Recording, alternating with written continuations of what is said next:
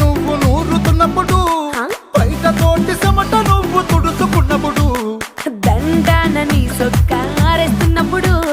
నీ ఒంటి వాసన తెగ గుర్తొచ్చినప్పుడు, రెండు చేతులెత్తి జుట్టు ముడిసినప్పుడు, జండు కత్తుకొని పడుకున్నప్పుడు, అలసిపోయి నువ్వు ఆవలించినప్పుడు, వచ్చుండై